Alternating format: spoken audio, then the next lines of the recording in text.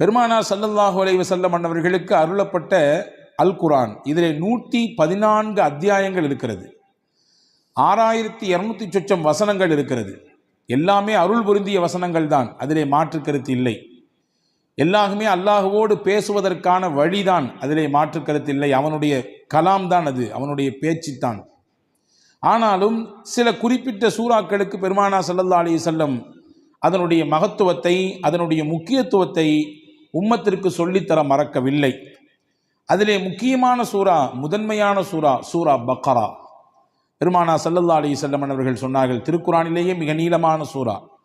அந்த சூறாவை பற்றி அறிமுகப்படுத்தும் பொழுது சொன்னார்கள், இக்ரஊ சூரத்தல் பக்ரா, நீங்கள் சூரா பக்ரா ஓதுங்கள், வீட்டிலே சூரா பக்ரா ஓதுங்கள். ஃபஇன்ன அக்தஹா பரக்கா, எந்த வீட்டில் சூரா பக்ரா ஓதப்படுமோ அந்த வீட்டுக்கு அல்லாஹ் பரக்கத்தை கொடுப்பான். அதை எடுத்துக்கொண்டவர், சூரா பக்ராவை ஓதக்கூடியவர் பரக்கத்தான பெருவாழ்வு வாழ்வார். வ தர்குஹா ஹஸ்ரா, அதை ஓதாமல் விட்டு விடுபவர் உள்ளபடியே அதனுடைய அருளும் அதனுடைய மகத்துவமும் தெரிந்ததற்கு பிறகும் அதை தொடாமல் இருக்கக்கூடியவர், அதற்கு ஓதுவதற்கான என்ன முயற்சியையும் எடுக்காமல் இருக்கக்கூடியவர் உள்ளபடியே கை செய்தத்திற்குரியவர் தான் என்று பெருமானார் ஸல்லல்லாஹு அலைஹி வஸல்லம் அடையாளப்படுத்தினார்கள். இப்போ சூரா பக்ரா ஓதுங்கன்னு சொல்லி விடலை, அதை ஓதுறதுனால பரக்கத் கிடைக்கும் என்று பெருமானார் ஸல்லல்லாஹு அலைஹி வஸல்லம் சொல்வதின் வழியாக பரக்கத் நம் வாழ்க்கைக்கு எவ்வளவு முக்கியமானது என்பதை சொல்லித் தருகிறார்கள். எனவே தான் மக்காவிலிருந்து மதீனாவுக்கு ரசூலுல்லாஹ் வருகிறார்கள். ஹிஜ்ரத் என்ற பயணத்தின் ஊடாக மக்காவில் ஏகதேசம் வாழ்வின் 80% கழிந்து போனது. மிச்சம் இருக்கக்கூடிய 20% அந்த வாழ்க்கையினுடைய காலகட்டம் மதீனாவிலே அல்லாஹ் ஏற்பாடு செய்திருந்தான். ஹிஜ்ரத் என்ற பயணத்தின் வழியாக மதீனாவுக்கு வந்தார்கள். வந்த உடனே ஒரு துவா செய்தார்கள். மதீனா மண்ணுக்கு வந்தவுடன் ஒரு துவா செய்தார்கள். என்ன துவா கேட்டிருப்பார்கள் நினைக்கிறோம்? இங்கே எங்களுக்கு வாழ்வதற்கான இடத்தை கொடு, எங்களுக்கான அரசியல் சூழலை சரியாக்கி கொடு, எதிரிகளின் அச்சத்தை குறைத்து கொடு என்றெல்லாம் கேட்டார்களா? என்ன கேட்டார்கள்? ஹதீஸிலே வருகிறது, அல்லாஹும்ம ஜஅல் பில் மதீனத்தி லிஃபை மா ஜஅல்த பில் மக்கா மினல் பரக்கா. யா அல்லாஹ், உன்னுடைய ஆலயம் பைத்துல்லா இருக்கக்கூடிய மக்காவிற்கு எந்த பரக்கத்தை நீ கொடுத்திருக்கிறாயோ அதில் 2 பங்கை எனக்கு மதீனாவிலே கொடு என்று கேட்டார்கள். அங்கே இருக்கக்கூடிய பரக்கத்தில் 2 பங்கு இந்த மதீனாவுக்கு வேண்டும். பரக்கத்தோடு வாழுகிற வாழ்க்கையை எங்களுக்கு இங்கே ஏற்படுத்தித்தான் மக்காவில் தருவதை விட கூடுதலாக கொடு என்று பெருமானார் ஸல்லல்லாஹு அலைஹி வஸல்லம் கேட்டிருப்பதாக நாம் ஹதீஸிலே பார்க்கிறோம். எனவேதான் ஒவ்வொரு நாளும் ஒவ்வொரு தொழுகையிலும் அல்லாஹ்விடத்திலே நாம் தெரிந்தோ தெரியாமலோ கேட்டுக்கொண்டே இருக்கிறோம் பரக்கத்தை. நாம் உணர்ந்திருக்கிறோமா? அத்தஹியாத்தினுடைய இருப்பிலே நாம் கேட்கிறோம் பரக்கத்தை. அல்லாஹும்ம பாரிக் அலா முஹம்மத் வ அலா ஆலி முஹம்மத் கமா பாரக்த அலா இப்ராஹிம். இறைவா, முகமது நபியின் மீதும் அவர்களுடைய குடும்பத்தினர் மீதும் நீ பரக்கச் செய்வாயாக, இப்ராஹிம் நபிக்கும் அவருடைய குடும்பத்திற்கும் எப்படி பரக்கச் செய்யதாயோ அதே போன்று என்று அல்லாஹ்விடத்திலே நபிகளை முன்வைத்து நாம் கேட்கிறோம். அவர்களுக்கு செய் என்றால் அதன் வழியாக எங்களுக்கும் கொடு என்ற அர்த்தம். இப்போ பரக்கத் என்பது வாழ்க்கையிலே தவிர்க்க முடியாத ஒன்று. பரக்கத்தான வாழ்க்கையை தான் நாம் எல்லோருமே ஆசைப்படுகிறோம். அந்த பரக்கத் நம்முடைய வாழ்க்கையில், நம்முடைய நிம்மதியில், நம்முடைய ஆரோக்கியத்தில், நம்முடைய தொழிலில், நாம் கை வைக்கக்கூடிய காரியங்களில் நிறைவாக கிடைக்கப் பெறும் பட்சத்திலே மன நிறைவான ஒரு வாழ்க்கையை நாம் அனுபவிப்பதாக நாம் உணரலாம். அதை பெறுவதற்கான வழிகள் என்ன என்பதை குறித்துத்தான் நாம் இங்கே பார்க்க போகிறோம் இந்த ஜும்மாவினுடைய உரையின் ஊடாக. அனஸ் இப்னு மாலிக் ரலியல்லாஹு அன்ஹு சஹாபாக்கள் ரொம்ப முக்கியமான சஹாபி. நபிகள் ஸல்லல்லாஹு அலைஹி வஸல்லம் அவர்களோடு சிறு வயதிலேயே அந்த தொடர்பை ஏற்படுத்தி கொண்ட உன்னதமான தோழர்களிலே ஒருவர். ரசூல் ஸல்லல்லாஹு அலைஹி வஸல்லம் மதீனாவுக்குள்ளே வரும்பொழுது எல்லாரும் கிஃப்ட் கொடுத்தாங்க ரசூலுல்லாஹ்க்கு. இந்த அம்மா அனஸ் ரலியல்லாஹுடைய தாயார், அவங்க பேர் உம்மு சுலைம் ரலியல்லாஹு தஆலா அன்ஹா. அந்த அம்மாட ரசூலுல்லாஹ் கொடுக்கறதுக்குன்னு பெருசாக ஒன்றும் இல்லை. 10 வயசு ஃபுல்லாக அனஸ் தான் இருந்தாங்க. அனஸ் ரலியல்லாஹு கையை பிடிச்சி கடகடன்னு எடுத்து கூட்டு போய் பெருமானார் ஸல்லல்லாஹு அலைஹி வஸல்லம் கிட்ட ஒப்படைச்சிட்டு சொன்னாங்க, யா ரசூலுல்லாஹ் ஹாதிமுக அனஸ். எல்லாரும் கிஃப்ட் கொடுக்குறாங்க, என்கிட்ட கொடுக்கறதுக்கு இல்லை, என் புள்ள தான் இருக்காரு, இவரை கொடுத்துட்டேன் உங்களுக்கு. இவரை கொடுத்துட்டோன்னா என்ன பொருள்? இவர்தான் உங்களுக்கான ஊழியர், பணியாளர், நீங்கள் இடும் கட்டளையை செய்யக்கூடியவர். இவரை நீங்கள் வைத்து பயன்படுத்தி கொள்ளுங்கள். உங்களுக்கு பல விதங்களிலே இவர் பயன்பாட்டை கொடுப்பார். உங்களுடைய காரியங்களிலே இவரை வைத்து நீங்கள் வேலை வாங்கி கொள்ளுங்கள் என்று சொல்லிட்டு சொன்னாங்க, என் பிள்ளைய கொடுத்துட்டு நான் உங்கள்கிட்ட எதிர்பார்க்கிறது வேற ஒன்றும் இல்லை, அவருக்கு நீ துவா செய்யணும், நீங்க அவருக்காக வேண்டி துவா செய்ய வேண்டும். நான் கடந்த வார ஜும்மாவிலேயே சொன்னேன் இல்லையா, ஒருவர் துவா செய்யுங்கள் என்று சொல்லிவிட்டால் உடனடியாக நாம் என்ன செய்ய வேண்டும்? பாரக்கல்லா என்று துவா செய்து விட வேண்டும். பாரக்கல்லா என்று முதல் கட்டமாக துவா செய்து விட வேண்டும். அதற்கு பிறகு அவரை குறித்து ஞாபகம் வந்தால், அவர் எது குறித்து உண்டான துவாவை நம்மிடத்திலே முன்மொழிந்தார், எந்த சிக்கலுக்காக வேண்டி கேட்டிருக்காரு, எந்த பிரச்சனைக்காக வேண்டி கேட்டிருக்காரு என்று தனிப்பட்ட முறையில் நமக்கு நினைவு இருந்தால் அதை சொல்லி அல்லாஹ்விடத்தில் கேட்பது, இது மிக உயர்ந்த பண்புகளில் ஒன்று. அதனால் கிடைக்கக்கூடிய பலன் என்ன என்பதை கடந்த வார ஜும்மாவிலே நான் உங்களுக்கு ஞாபகப்படுத்தியிருக்கிறேன்.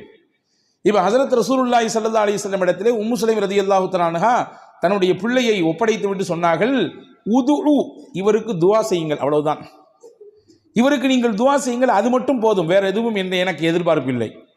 உடனே ரசூலுல்லாஹ் துவா செஞ்சாங்க, அனஸ் ரலியல்லாஹு துவா செஞ்சாங்க. என்ன செஞ்சிருப்பாங்க? யா அல்லாஹ் நல்ல நீல ஆயிலை கொடு, அல்லது நிறைய இவருக்கு என்றெல்லாம் கேட்பதற்கு முன்னால் பெருமானார் செய்த துவா, அல்லாஹும்ம பாரிக் ஃபி உம்ரி, யா அல்லாஹ் இவர் ஆயிலே நீ பரக்கச் செய்வாயாக, நீண்ட ஆயிலை கொடுப்பாயாகன்னு கேட்கல, இவர் ஆயில்ல நீ பரக்கச் செய்வாயாக. அல்லாஹும்ம பாரிக் ஃபி அவுலாதி, இவருக்கு நீ கொடுக்கக்கூடிய குழந்தை செல்வங்களிலே பரக்கச் செய்வாயாக. அடுத்து சொன்னாங்க, அல்லாஹும்ம பாரிக் லஹு ஃபீமா அதைத லஹு, இவருக்கு நீ என்னெல்லாம் கொடுக்கணும்னு நினைச்சிருக்கியோ எல்லாத்தையும் பரக்கத் செஞ்சிரு. இவர் ஆயில்ல பரக்கத் செஞ்சிரு, இவருடைய குழந்தை குட்டிகளில் பரக்கத் செஞ்சிரு, நீ என்னெல்லாம் இவருக்கு கொடுக்கணும்னு நினைச்சிருக்கியோ எல்லாவற்றிலும் நீ பரக்கத் செய்துவிடு என்று பெருமானார் ஸல்லல்லாஹு அலைஹி வஸல்லம் அவர்கள் துஆ செய்ததாக நாம் ஹதீஸில் பார்க்குறோம். நிறைய குடுன்னு கேட்கல, நீண்ட ஆயில நிறைய வயசு வாழணும் அப்படி கொடுன்னு ரசூலுல்லாஹ் கேட்கல, நீ கொடுப்பதில் நிறைந்த பரக்கத்தை கொடு என்று கேட்பதிலிருந்து நமக்கு புரிகிறது, வாழ்க்கையிலே நிறைய என்பதை விட பரக்கத்தான் முக்கியம். அதிகம் எண்ணிக்கை என்பதை விட குறைவாக இருந்தாலும் அதன் மூலம் கிடைக்கக்கூடிய பலன் பரக்கத்தாக இருக்க வேண்டும் என்பதுதான் முக்கியம் என்று நாம் இதிலிருந்து புரிந்து கொள்கிறோம். அந்த பரக்கத்தான வாழ்க்கையை பெறுவதற்கு ஒரு 8 அம்ச திட்டத்தை நான் இன்றைக்கு உங்களுக்கு நான் சொல்ல போகிறேன். 8 விதமான விஷயங்களை நாம் பின்பற்றுகிற பொழுது அல்லாஹுவின் பரக்கத்தை நம்மால் முழுமையாக அடைந்து கொள்ள முடியும். நம்பர் 1, முதலில் பரக்கத்தை பெறுவதற்கு நாம் என்ன முயற்சியை மேற்கொள்வது? 1, ரசூலுல்லாஹ் சொன்னாங்க, உங்களில் யார் வயசுல பெரியவங்களோ அவங்களில் நீங்க மரியாதை கொடுப்பதிலிருந்து, உங்கள் காரியங்கள் அனைத்திலும் அவர்களை முன்னிலைப்படுத்துவதிலிருந்து அல்லாஹ் உங்களுக்கு பரக்கத்தை தருவான். வாப்பாக்கு வயசாயிடுச்சு, வீட்டில் மூத்தவங்க தான் இருந்தாலும் இந்த விஷயங்கள்லாம் அவங்களுக்கு அந்த அளவுக்கு பிடிபடாது, அதனால சொல்லிக்கலாம், எல்லாம் முடிஞ்சு கடைசியில சொல்லிக்கலாம் என்பதல்ல. ஒரு கட்டத்தில் அவரும் வாலிபம், குழந்தை பேரு, தொழில், வியாபாரம் என்று எல்லாவற்றையும் கடந்துதான் வந்திருக்கிறார். இப்பொழுது அவருக்கு வயதான நிலை, வயோதிகம், அதனாலே அவரை ஒதுக்கி வைக்குதல், தள்ளி வைக்குதல் என்பதெல்லாம் இல்லை. என்ன விஷயம் செய்தாலும் பெரியவர்களுக்கான முன்னுரிமையை, முன்னிலைப்படுத்துதலை, அவர்களுக்கான மரியாதையை நீங்கள் நிறைவாக செய்யுங்கள். இதன் ஊடாக அல்லாஹ் உங்களுக்கு பரக்கத்தை தருவான். எந்த வீட்டில் பெரியவர்களுக்கு மரியாதை இருக்கிறதோ அந்த வீட்டிலே பரக்கத் இருக்கிறது என்று பொருள். எந்த வீட்டில் பெரியவர்கள் உதாசீனம் செய்யப்படுகிறார்களோ, வயதிலே மூத்தவர்கள் வேண்டா வெறுப்பாலோ அவர்கள் பராமரிக்கப்படுகிறார்களோ, அவர்களின் பேச்சுக்கும் அவர்களுடைய ஆலோசனைக்கும் முன்னுரிமை கொடுக்கப்படாமல் தள்ளி வைக்கப்படுகிறார்களோ, புரிந்து கொள்ளுங்கள், அங்கே பரக்கத் எடுபடுகிறது என்று பொருள்.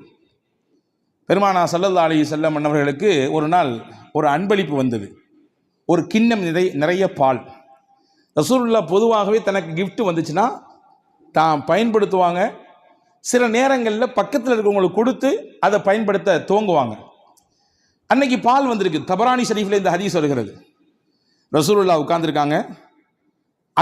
அந்த சைடில் பார்த்தீங்கன்னா சையதுனா அபூபக்கர் ரலியல்லாஹு அன்ஹு, சையதுனா உமர் ரலியல்லாஹு அன்ஹு, மூத்த சஹாபாக்கள், இஸ்லாத்தில் மிகப்பெரிய பங்களிப்பு ஆற்றியவர்கள், நபியோடு தங்கள் வாழ்க்கை முழுவதையும் அர்ப்பணித்த ஒரு உன்னதமான சஹாபாக்கள் 2 பேர் இருக்கிறாங்க. மதீனாவில் நடந்த நிகழ்ச்சி இது.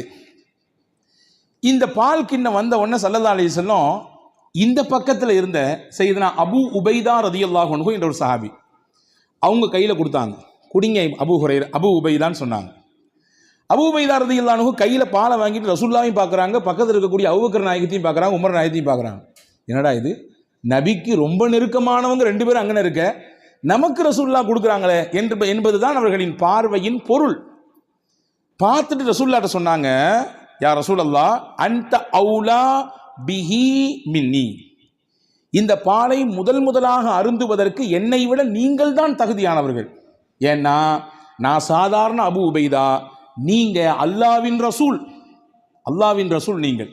எனவே நீங்கள் தான் இதை துவங்கி வைக்க வேண்டும். ரசூல்லா சொன்னாங்க, ஹுத் யா அபா உபைதா, எடுங்கள், குடியுங்கள் அப்படின்னு சொன்னாங்க. இப்போ 2ஆம் கட்டமா அபூபக்கர் நாயகத்தை பார்க்குறாங்க, உமர் நாயகத்தை பார்க்குறாங்க. பார்வையின் அர்த்தம் என்ன?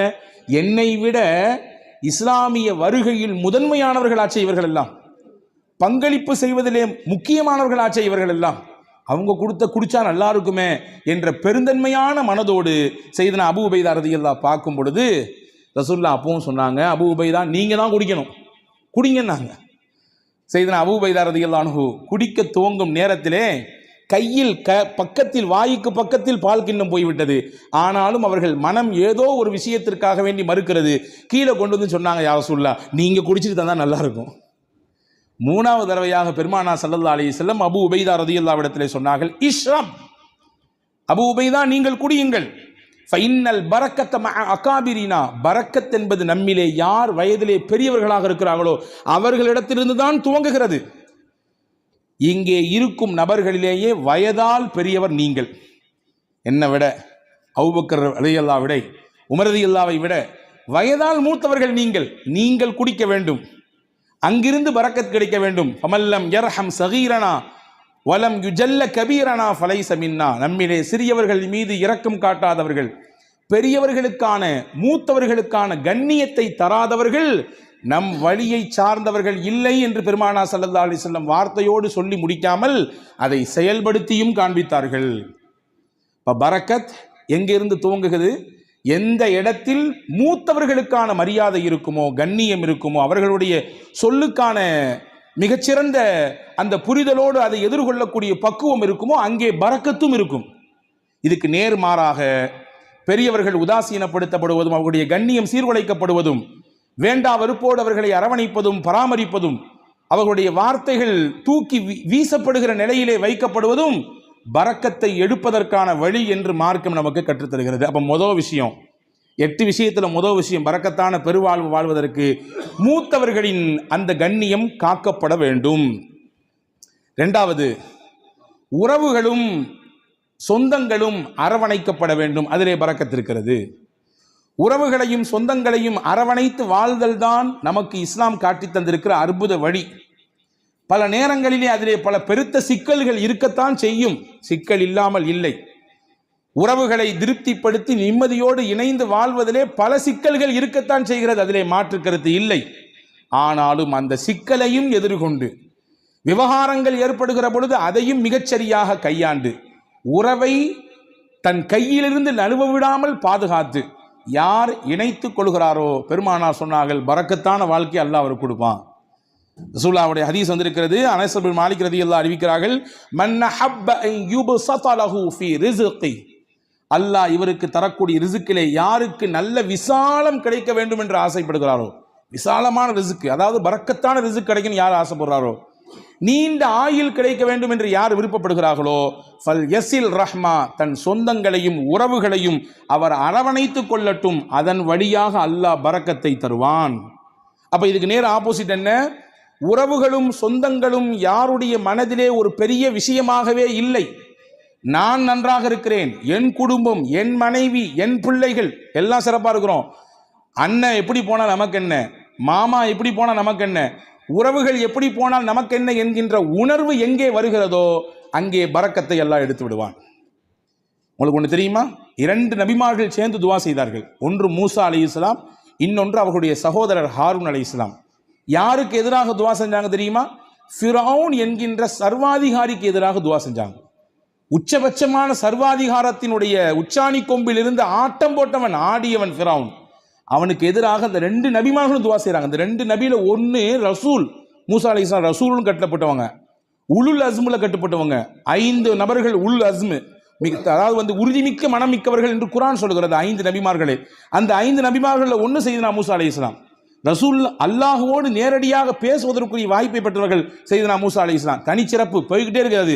மூசா அலைஹிஸ்ஸலாம் பற்றி தனியாக ஒரு ஜும்மா பேசணும், அவ்வளவு இருக்குது செய்தி. அந்த மூசா நபியும் ஹாரூன் அலைஹிஸ்ஸலாமும் துவா செய்கிறாங்க ஃபிரௌன் என்ற கொடியவனுக்கு, சர்வாதிகாரிக்கு எதிராக. ஆனால் அவர்கள் செய்த துவா 40 வருஷத்துக்கு பிறகுதான் பதிலே கொடுக்கப்பட்டது. துவா செஞ்சு முடிச்சு 40 வருஷத்துக்கு பின்னாடி தான் ஃபிரௌனுக்கு அழிவு வந்தது. ஃபிரௌன் நைலிலே மூழ்கினான். ஏன் இந்த 40 ஆண்டு கால தாமதம்? நமக்கு இயல்பாக கேள்வி எழும். ஒரு நபி கேட்கிற துவா, நீங்களோ நானோ கேட்கிற துவாவே நாளைக்கு உடனடியாக கபூலாக வேண்டும் என்று நினைக்கும் பொழுது, அல்லாஹுவின் உயர்ந்த நெருக்கத்தை பட்ட 2 நபிமார்கள் கேட்கிற துவாவை 40 ஆண்டு காலம் தள்ளி போட்டான் அல்லாஹ். அதிலே பல காரணங்கள் இருக்கிறது. அதிலே முக்கியமான ஒரு காரணம் என்ன தெரியுமா? ஃபிரௌனிடத்திலே ஒரு நல்ல பண்பு இருந்ததாம். தன் உறவுகளை அவன் எப்பொழுதுமே சேர்த்து வைத்துக் கொள்வான். அவர்களுக்கானதை கொடுத்து கொண்டே இருப்பான், அவர்களை பராமரித்துக் கொண்டே இருப்பான். அல்லாஹ் நினைத்தான், இந்த பண்பில் இருந்தாவது அவனுக்கு ஏதாவது ஒரு சில நிமிடமாவது அவன் கொஞ்சம் ஒதுங்கி நம்மின் பக்கம் வரமாட்டானா என்று அல்லாஹ் எண்ணினான். எனவே அந்த வேதனையை கொஞ்சம் தள்ளி போட்டு கொண்டே இருந்தான். தள்ளி போட்டு 40 வருடங்களுக்கு பிறகுதான் இனிமேலும் இவன் திருந்துவதற்கு வாய்ப்பே இல்லை என்ற பொழுது அந்த நபிமார்களின் துவாவை ஏற்றுக்கொண்டு அவனுக்கு அழிவை கொடுத்தான். அப்போ இஸ்லாத்தின் மிகப்பெரிய விரோதியாக, அல்லாஹ்விற்கே சவால் விழுகிற இடத்திலே, உனக்கு நிகரானவன் நான் என்று சொல்லும் இடத்தில் இருந்த ஃபிரௌனுக்கே வேதனை தள்ளி போடப்பட்டது. எதன் காரணமாக? உறவை அவன் சேர்த்து கொண்டான், உறவை அவன் பிரியவில்லை, உறவுக்கானதை மிகச்சரியாக கொடுத்தான் என்ற ஒரு காரணத்திற்காக. அப்படி என்றால் அல்லாஹ்வுக்கு விரோதிலாம் நம்ம கிடையாது. அல்லாஹ்வுக்கு நேர் நிகராக நின்று சமமாக சண்டை போடுபவர்கள் கிடையாது நாம். அப்ப நம்மிடத்திலே இந்த உறவு பேணுதல் இருக்கும் பட்சத்திலே அல்லாஹ் பரக்கத்தான வாழ்வை அதன் வழியாக கொடுத்து விடுவான் என்பதை நாம் இங்கே கவனத்தில் கொள்ள வேண்டும். இது 2வது விஷயம். 3வது விஷயம் என்ன? யா அல்லாஹ், எனக்கு பரக்கத்தான வாழ்க்கையை கொடு என்று துவா செய்ய வேண்டும். துவா என்பது முக்கியமானது. அதை கொடு, இதை கொடு என்று, அவ்வளவு கொடு இவ்வளவு கொடு என்பதை விட, யா அல்லாஹ் நீ எதை கொடுத்தாலும் பரக்கத்தாக கொடு, இப்படி கேட்டு பழக வேண்டும். இவ்வளவு அளவு வேண்டும், இவ்வளவு கனம் வேண்டும், இவ்வளவு எண்ணிக்கை வேண்டும் என்றெல்லாம் கேட்பதை விட, இறைவா எனக்கானது நீ முடிவு செய்யப்பட்டதை தான் தருகிறாய், தருவதிலே பரக்கச் செய், பரக்கத்தானதை கொடு என்று கேட்க வேண்டும். அந்த துவாவை நமக்கு பெருமானார் ஸல்லல்லாஹு அலைஹி வஸல்லம் கற்றுத் தருகிறார்கள். அது அற்புதமான வரலாற்று செய்தி ஒன்று இருக்கிறது. உம்மு சுலைம் ரதியல்லாஹு தஆலா அன்ஹா, அபூ தல்ஹா ரதியல்லாஹு தஆலா அன்ஹு, இவர்கள் இருவரும் தம்பதிகள், கணவன் மனைவி. வெளியூருக்கு போன அபூ தல்ஹா வீடு திரும்பும் நேரத்திலே இவருக்கு பிறந்த பிள்ளை இறந்து போனது. நீண்ட பெரிய சம்பவம், சுருக்கமாக சொல்கிறேன். ஆனால் கணவன் வந்தவுடன் இந்த துக்க செய்தியை தன் மனைவி தன் கணவரிடத்திலே சொல்லாமல் அந்த கணவனை திருப்திப்படுத்தினாள். நல்ல உணவு கொடுத்தால், சமைத்து கொடுத்தால், நன்றாக அவருக்கு பரிமாறினாள். இரவிலே அந்த கணவனின் திருப்தியோடு அவரை மிக சந்தோஷப்படுத்தினார் அந்த பெண்மணி. மகிழ்ச்சியாக அவர்களுக்கு அந்த இரவு தாம்பத்தியத்திலே கழிந்தது. அந்த நிலை முடிந்ததற்கு பிறகு அபூ தல்ஹா ரதியல்லாஹு இடத்திலே உம்மு சலீம் ரதியல்லாஹு சொன்னாங்க, உங்களிடத்திலே யாராவது ஒருவர் ஒரு அமானிதம் கொடுத்து வைத்தார், கொடுத்தவர் வந்து திரும்பி கேட்டார்னா நீங்க கொடுப்பீங்களா மாட்டீங்களான்னு கேட்டாங்க. அபூ தல்ஹா சொன்னார், எப்படி கொடுக்காம இருக்க முடியும், கொடுத்தவர் கேட்டால் திருப்பி கொடுக்கத்தானே செய்யணும். அவங்க சொன்னாங்க, அல்லாஹ் நமக்கு பிள்ளையை கொடுத்தான், அவனே எடுத்துக்கிட்டான். என்ன நிலை! இப்படி நான் வந்த உடனே இந்த செய்தியை சொல்லாமல் இப்படி நான் இப்பொழுது நான் அசுத்தமாக இருக்கும் நிலையில் இப்படி சொல்றியே, நாளை கால் நபி இடத்திலே நான் போவேன், இந்த செய்தியை சொல்லுவேன், என்ன ஏதென்று கேட்பேன் என்று ஹஸரத் அபூ தல்ஹா ரலியல்லாஹு அன்ஹு சொன்ன பொழுது மறுநாள் காலை விடிந்தது. நபி இடத்திலே போனார்கள், செய்தியை சொன்னார்கள். ரசூலுல்லாஹ் அங்கே ஒரு அழகான துவாவை செய்தார்கள். நேற்றிரவு நீங்கள் இருவரும் ஒன்று கூடினீர்கள், தாம்பத்திய உறவை வைத்துக் கொண்டீர்கள். அல்லாஹும்ம பாரிக் லஹுமா லகுமா ஃபீ காபிரி லைலத்திகுமா, நேற்றிரவு நீங்கள் கூடிய கூடுதலிலே அல்லாஹ் பரக்கத் செய்வானாக, உங்களுக்கு மிகச்சிறந்த பகரத்தை தருவானாக. எந்த பொறுமையோடும் எந்த அல்லாஹ்வின் நம்பிக்கையோடும் உங்கள் மனைவி அப்படியான ஒரு நிலையை மேற்கொண்டார்களோ அதற்கு பகரமாக அல்லாஹ் உங்களுக்கு பரக்கச் செய்வான், சிறந்த சந்ததியை தருவான் என்று துவா செய்தார்கள். வரலாற்றிலே வருகிறது, அங்கே இருந்து பிறந்த பிள்ளை வாழ்வாங்கு வாழ்ந்தார்கள், செழிப்பாக வாழ்ந்தார்கள். கல்வி, பொருளாதாரம், வாழ்க்கையின் மேல்தட்டில் இருக்கும் விதத்திலே, எல்லோரும் பார்த்து போற்றும் விதத்திலே அந்த பிள்ளைகளின் வாழ்க்கை எல்லாம் இருந்தது. இதற்கு மூல முக்கிய காரணம் நாயகத்தினுடைய துவா. துவா செய்யணும், யா அல்லாஹ் நீ கொடுப்பதிலே எங்களுக்கு பரக்கச் செய்வாயாக, என்ன கொடுத்தாலும் பரக்கத்தாக கொடுப்பாயாக என்று துவா செய்ய வேண்டும். இது பரக்கத்தான வாழ்க்கைக்கான 3வது அம்சம். 4வது அம்சம் என்ன? நம்மிடத்தில் எது இருக்கிறதோ அதை பகிர்ந்து கொள்ள வேண்டும். பகிர்தலிலே பரக்கத்து இருக்கிறது. தனக்கும் மட்டும்தான் தன் குடும்பத்துக்கு மட்டும்தான் என்கின்ற குறுகிய மனப்பான்மையிலிருந்து வெளியே வர வேண்டும். எது இருந்தாலும் அதை பகிர்கிற அந்த பக்குவம் எந்த நபரிடத்திலே வருகிறதோ அல்லாஹ் தானாக பரக்கத்தை தருவான். ரசூலுல்லாஹி ஸல்லல்லாஹு அலைஹி வஸல்லம் உடைய ஹதீஸ் வந்திருக்கிறது, தஆமுல் வாஹிதி யக்ஃபிஸ் இஸ்னைன் வ தஆமுல் இஸ்னைனி யக்ஃபில் அர்பஅ. 2 நபருக்கான உணவு தான், ஆனால் 3 பேர் வந்துட்டாங்க. ஐயோ 2 பேர் தானே சாப்பாடு இருக்குது, 3வது நபர் வந்துட்டாரே என்று யோசிக்க வேண்டாம், விரிச்சு வைங்க, அவரையும் சேர்த்துங்க. அல்லாஹ்வின் ரசூல் சொன்னாங்க, 2 பேருக்கான உணவாக இருந்தாலும் நீங்கள் பகிர வேண்டும் என்ற சிந்தனைக்கு வந்துவிட்டால் அதை 3 போதுமானதாக அல்லாஹ் ஆக்கிவிடுவான்.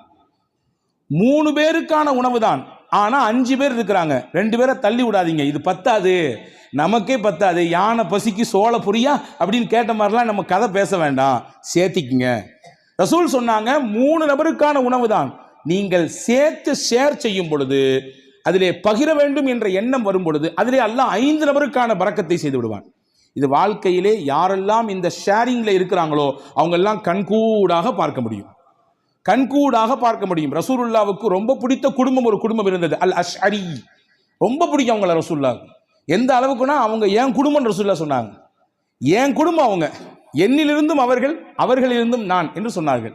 சஹாபாக்கள் ஒன்று புரியும், ஏன் இந்த குடும்பத்தை மட்டும் ரசூலுல்லாஹ்வுக்கு ரொம்ப பிடிக்குது? விவரத்தை கேட்டு போனா ரசூலுல்லாஹ் சஹாபாக்கள்கிட்ட சொன்னாங்க, அவங்கள்ட்ட ஒரு சிறந்த பண்பு இருக்குது. தாங்கள்கிட்ட எல்லாரும் ஒரு பயணத்தில் போனானா எல்லாரும் தனித்தனியாக சாப்பாடு கொண்டு வருவாங்க, யாராவது 1-2 பேருடைய சாப்பாடு சீக்கிரமாக தீர்ந்து போயிடும். நீண்ட தூர பயணம் என்பதினாலே அவர்களை அப்படியே கழட்டி விட்டுற மாட்டாங்க. நீங்கள் கொண்டு வந்து காலியாக போச்சா, அப்படித்தான் போச்சு, இப்போ இன்னும் ரொம்ப தூரம் இருக்குது, இன்னும் 500 கிலோமீட்டர் போனோம், அப்படித்தான் என்று விட்டு விட மாட்டார்கள். சாப்பாடு இல்லாதவர்களையும் சேர்த்து ஒரே இடத்தில் உட்கார வைத்து ஒரு பெரிய துணியை எடுத்து கொண்டு வந்த மொத்த சாப்பாடையும் அதிலே கொட்டி கலந்து இருப்பவர்களுக்கெல்லாம் பகிர்ந்து கொடுப்பார்கள். இந்த பகிர்தல் என் பண்பு, என்னுடைய குணம், அது அவங்கள்ட்ட இருக்கிறதுனால அவங்க எங்க குடும்பம் நாங்கள் ரசூல் ஸல்லல்லாஹு அலைஹி வஸல்லம். இப்போ பகிர்தல் இது பரக்கத்திற்கான பெரிய வழி. நம்மிலே எது இருக்கிறதோ அதை பகிர்ந்து கொள்வது. குடிப்பதற்கு இவ்வளவுதான் நீர், அதை பகிர்ந்து கொள்வது. உணவு இவ்வளவுதான் இந்த இடத்திற்கான விஷயம், பகிர்ந்து கொள்வது. எனக்கு மட்டும் வேணும், என் குடும்பத்துக்கு மட்டும் வேணும் என்று முன் தயாரிப்பு செய்து முன்னால் எடுத்து வைப்பதை விட இருப்பதை கொண்டு பகிர்வதனால் அல்லாஹ் பரக்கத்தை தருவான். இது 4வது வழி. 5வது பரக்கத்துக்கான முக்கியமான வழி, இன்னைக்கு நம்மள பல பேர் மறந்துவிட்ட விஷயம், சாப்பிடும் பொழுது எல்லாரும் சேர்ந்து உட்கார்ந்து சாப்பிடுங்க. நாங்கள் சொல்லலாம், எல்லாரும் சேர்ந்து உட்கார்ந்து சாப்பிடுங்க, தனித்தனியாக சாப்பிடாதீங்க. ஆனால் இன்னைக்கு காலப்போக்கில் வேக உலகத்தில் இருக்கிறோம் நாம், அதனாலே பல விஷயங்களை இழந்து விட்டோம். ஆனால் நம் முன்னோர்கள், நம்முடைய தாய் தகப்பன், நம் தாதி எல்லாம் நம்முடைய வீடுகளிலே சேர்ந்து தான் உட்கார்ந்து சாப்பிடுகிற வழக்கத்தை சொல்லி தந்திருக்கிறார்கள். இன்னைக்கு வரையும் சில ஊர்களிலே கலன் சாப்பாடு என்று ஒன்று இருக்கிறது. ஒரே பிளேட்ல உட்கார்ந்து மொத்தமாக சாப்பிடுறது, ஒரே பிளேட்ல உட்கார்ந்து 4 பேர் 5 பேர், இதுவெல்லாம் நிகழ்ச்சிகளுக்கு என்பதை தாண்டி சாதாரணமாக இயல்பாக அன்றாட சாப்பாடு அப்படி சாப்பிடுகிற பழக்கம் இன்னைக்கும் சில ஊர்களிலே இருக்கிறது. ஆனால் கால ஓட்டத்தில் அதெல்லாம் நம்ம விட்டுட்டோம். ஒரே வீட்டில் இருக்கிறோம், 5 பேர் தான் இருக்கிறோம், 5 பேரும் 5 டயத்தில் சாப்பிட்றோம். சஹாபாக்கள் வந்து ரசூலுல்லாஹ்ட்ட ஒரு நாள் சொன்னாங்க, யா ரசூலல்லாஹ் இன்னா நாக்குலு வலா நஷ்பஉ, நிறைய சாப்பிட்றோம், வயிறே நிறைய மாட்டேங்குது, என்ன செய்யறதுன்னு கேட்டாங்க. சஹாபாக்கள் ரசூலுல்லாஹ் கேட்டாங்க, அன்தும் தாக்குலூன ததஃபர்ரகூன், எல்லாருமே தனித்தனியாக சாப்பிட்ற மாதிரி தெரியுது, ஆமாவான்னு கேட்டாங்க. எல்லாரும் வீட்டில் சேர்ந்து சாப்பிட்றீங்களா, தனித்தனியாக சாப்பிட்றீங்களா? இல்லை, தனித்தனியாக சாப்பிட்றோம். ரசூல் சொன்னாங்க, இஜ்மாஉ அலா துஆமிக்கும் வذ்குரு ஸ்மல்லாஹி அலைஹி யுபாரக் லக்கும் ஃபீஹா. 2 விஷயத்தை செய்யுங்க சாப்பிடும் பொழுது. எல்லாரும் சேர்ந்து சாப்பிடுங்க, முடிந்த அளவுக்கு சேர்ந்து சாப்பிடுங்கள். சேர்ந்து சாப்பிடுவதற்கு ஒரு நாளில் ஒரு வக்து தான் முடியும், இந்த நேரத்தில் மட்டும்தான் எங்களால் சேர்ந்து சாப்பிட இயலும். காலை அல்லது இரவு அல்லது மதியம், அந்த ஒரு நேரத்தில் எல்லாரும் சேர்ந்து உட்காருங்கள். குடும்பத்தோடு சேர்ந்து உட்கார்ந்துட்டு சாப்பிட்றதுக்கு முன்னாடி பிஸ்மில்லா என்று சொல்லுங்கள். நீங்க கை தொட்டு கேளுங்க, நானும் என் நெஞ்சத்தில் கை தொட்டு கேட்கிறேன். அன்பர்களே, எத்தனை குடும்பத்திலே எல்லாரும் சேர்ந்து உட்கார்ந்து பிஸ்மில்லாஹிர் ரஹ்மானிர் ரஹீம் என்று சத்தம் போட்டு சொல்லி நாம் அந்த சாப்பாட்டிலே கையெடுத்து வைக்கிறோம். மலேசியா போன்ற பெருநகரங்களிலே அல்லாஹ் பரக்கத்தை கொட்டுகிறான், அது தனிப்பட்ட விஷயம். நான் அங்கே இருக்கக்கூடிய ஒரு சிறப்பு அம்சத்தை சொல்லுகிறேன். சாப்பிடும் பொழுது குடும்பத்தில் உட்கார்ந்து விட்டால் உடனடியாக யாரும் உணவிலே கை வைக்க மாட்டார்கள். எல்லாரும் உட்காரணும். உட்கார்ந்த உடனே அந்த வீட்டில் இருக்கக்கூடிய பெரியவர் சொல்லுவார், பிஸ்மில்லாஹிர் ரஹ்மானிர் ரஹீம் ஆரம்பிங்கம்பாரு. அதுக்கு பின்னால் தான் சாப்பிடவே துவங்குவார்கள். எனக்கு என்னவோ தெரியவில்லை, அந்த வார்த்தையை அவர்கள் முழுவதுமாக பின்பற்றுவதானோ என்னவோ அல்லாஹ் பரக்கத்தை கொட்டென்று கொட்டுகிறார். பல ரூம்களில் தர்றான். எனவே உணவின் சமயத்திலே நாம் சேர்ந்து சாப்பிடுவது பரக்கத்திற்கான முக்கியமான வழி. இது 5வது விஷயம். 6வது விஷயம் என்ன? ரசூலுல்லாஹ் சொன்னாங்க, உங்க வீட்டுக்குள்ள போகும்போது சலாம் சொல்லிட்டு போங்க, சலாம் சொல்லிட்டு வெளியே வாங்க. இது பரக்கத்தை உங்க வீட்டுக்கு தரும்னாங்க ரசூலுல்லாஹ். ஹஜ்ரத் ரசூலுல்லாஹ் சொன்னாங்க 3 விஷயம் அல்லாஹ்வுடைய பொறுப்பு, அல்லாஹ்வுடைய கண்ட்ரோல்ல வந்துருது. அதிலே 1, மன் தஹல பைத்தஹு வஸல்லம ஃபஹுவ லாமினுன் அலல்லாஹ். யார் வீட்டுக்கு நுழையும் பொழுது சலாம் சொல்லிட்டு போறாரோ அவர் அல்லாஹ்வுடைய கஸ்டடியில வந்துடுறாரு, அல்லாஹ்வுடைய நேரடி பார்வையில வந்துடுறாரு. அவருக்கானதை அல்லாஹ் கொடுத்து விடுவான். ஹதீஸ்ல இப்படி ஒரு வார்த்தை வருது, இன் ஆஷ ருஸிக வ குஃபிய. அவர் வாழ்ந்தால் மனநிறைவான வாழ்க்கையை வாழ்வார். வ இன் மாத்த அதுஹலகுல் ஜன்னா. இதை அப்படி கண்டினியூவா ஃபாலோ பண்ணாருன்னு சொன்னா 3 விஷயம் சொன்னாங்க.